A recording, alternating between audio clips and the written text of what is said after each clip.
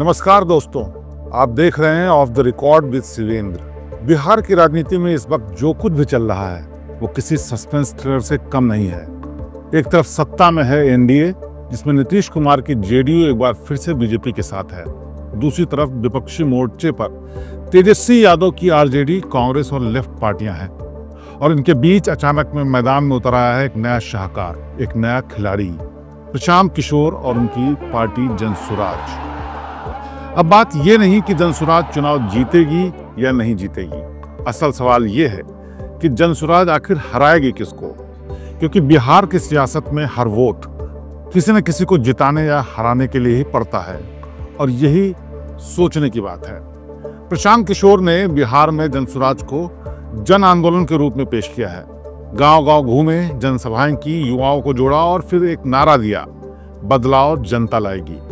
लेकिन सवाल यह है कि बिहार की जमीन पर क्या आदर्शवाद सच में वोट में तब्दील होता है या फिर ये सिर्फ बातें होती हैं? यहाँ की राजनीति जाति समीकरणों पर ही टिकी हुई है। यादव, कुर्मी, कोयरी, भूमिहार, दलित, महादलित, मुसलमान, हर ब्लॉक, हर जगह पर राजनीतिक खेमे की एक बुनियाद है। लालू यादव ने यादव मुस्लिम समीकरण से सत्ता पाई, तो नीतीश ने कुर्मी, कोयरी और महादलितों को जोड़कर सुशासन का नैरेटिव बनाया। बीजेपी ने ऊंची जाति के समूहों के साथ युवा और महिला वोटरों पर पकड़ बनाई। अब इस पूरी बिसात में जनसुराज कहां खड़ा है, यही समझने की कोशिश करेंगे। वैसे जवाब साफ है, बीच में बिना ठोस जाति जड़ के जनसुराज मैदान में है। प्रशांत किशोर का आधार है युवा वर्ग, बेरोजगार जनता और सुधार चाहने वाले वोटर। लेकिन यह तबका बिहार में सबसे अधिक भ्रमित और बिखरा हुआ है। वो बदलाव चाहता है, पर यह तय नहीं कर पाता कि बदलाव किस दिशा में चाहिए, कैसे चाहिए, और यहीं से शुरू होता है जनसुराज का असली संकट। आप खुद सोचिए, साल 2020 में एनडीए और महागठबंधन के बीच महज कुछ सीटों का फर्क था। अब साल 2025 में जनसुराज 3 से 5% वोट अगर खींच लेती है, खासकर उन इलाकों में जहां तेजस्वी यादव का जनाधार मजबूत है, जैसे मधुबनी, सिवान, दरभंगा, समस्तीपुर, सिवान, चंपारण, तो इसका सीधा असर किस तरह पड़ेगा? आरजेडी पर। यानी जो वोट बीजेपी विरोधी खेमे में जाना चाहिए था, वही वोट बट जाएगा। और बिहार की राजनीति में वोट बटने का सीधा मतलब है फायदा एनडीए को होगा। अब यह भी मत भूलिए कि नीतीश कुमार ने फिर से बीजेपी का दामन कस के थामा हुआ है। कई बार कहा है कि अब वो कहीं जाने वाले नहीं। बीजेपी जानती है कि नीतीश का मुख्यमंत्री चेहरा बिहार के पारंपरिक वोटरों का भरोसा देता है, जबकि पार्टी खुद मोदी फैक्टर और संगठन शक्ति के दम पर बूथ दर बूथ चुनाव लड़ती है। दोनों के बीच जब कोई वैचारिक मतभेद नहीं बचा, बस चुनावी तालमेल है, तो नतीजे कुछ और हो सकते हैं। आप चेहरा दीजिए, हम मशीनरी देंगे। यानी एनडीए अपने मजबूत दौर में है और मजबूती से खड़ी है। उधर विपक्ष यानी महागठबंधन, आरजेडी, कांग्रेस, लेफ्ट लगातार बैकफुट पर है। तेजस्वी यादव का मुद्दा सही है, रोजगार, पलायन, भ्रष्टाचार, लेकिन उनकी चुनौती है संगठन और नेतृत्व क्षमता। उनका युवा चेहरा वोटर खींचता है, पर उनका गठबंधन पुराने वोटरों पर टिका हुआ है, जो अब कंफ्यूज है कि क्या उनको वोट दें, या फिर जनसुराज असली नया विकल्प है, या फिर एनडीए की तरफ जाएं। और यहीं पर खेल बनता है बीजेपी का। बीजेपी जानती है अगर विपक्ष के वोट को 3 हिस्सों में बांट दिया जाए, आरजेडी, कांग्रेस और जनसुराज में, तो एनडीए बिना बहुत ज्यादा मेहनत किए हुए भी 180 से ज्यादा सीटें पा सकती है। अब बात करते हैं जनसुराज के कैडर और असर की।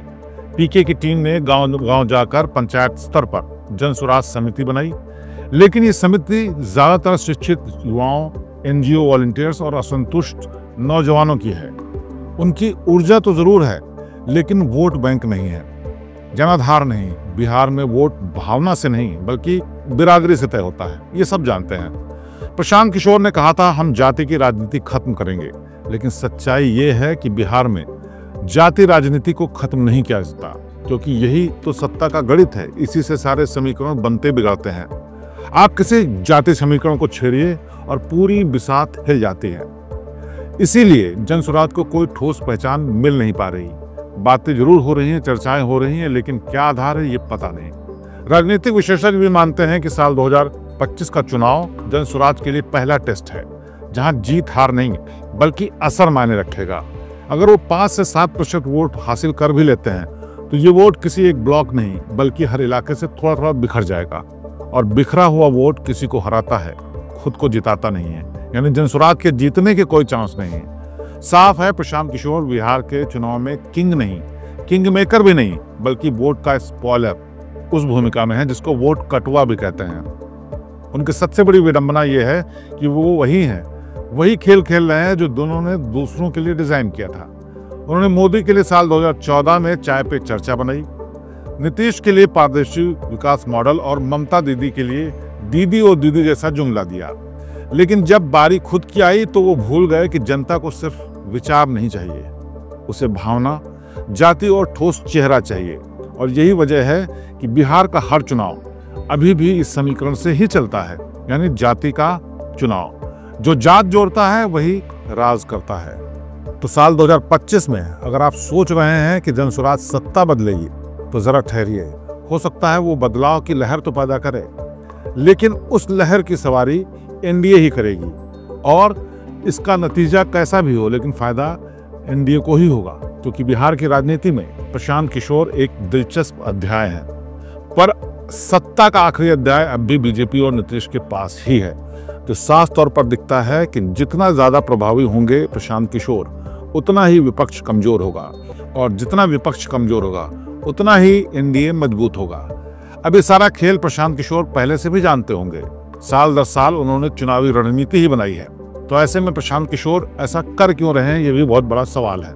जिस तेजी और मजबूती और आत्मविश्वास के साथ प्रशांत किशोर तमाम दावे करते हैं, वो अपने आप में हैरान करने वाले हैं। लेकिन प्रशांत किशोर को भी समझ में आता है कि इस चुनाव में वो कुछ बहुत खास नहीं कर पाएंगे। जो कुछ भी करेंगे वो थोड़ा थोड़ा वोट काटने का ही काम करेंगे, और वो वोट एनडीए के खाते में जाए न जाए, लेकिन विपक्ष के खाते से कटने की वजह से एनडीए को फायदा होगा।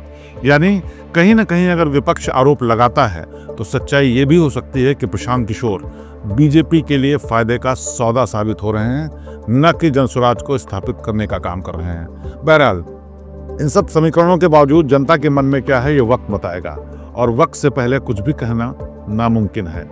सिर्फ कयास लगाए जा सकते हैं, और अंदाजा इसी बात का है कि इस बार तमाम दूसरे राज्यों की चुनाव के नतीजों की तरह, उनके समीकरणों की तरह जनसुराज पार्टी के प्रशांत किशोर सिर्फ वोट कटुआ ही शायद साबित होंगे, और यही देखने वाली बात होगी। नमस्कार। श्रेष्ठ भारत पर खबरों से जुड़े रहने के लिए चैनल को सब्सक्राइब और लाइक करें, बेल आइकन दबाएं और देखते रहें श्रेष्ठ भारत।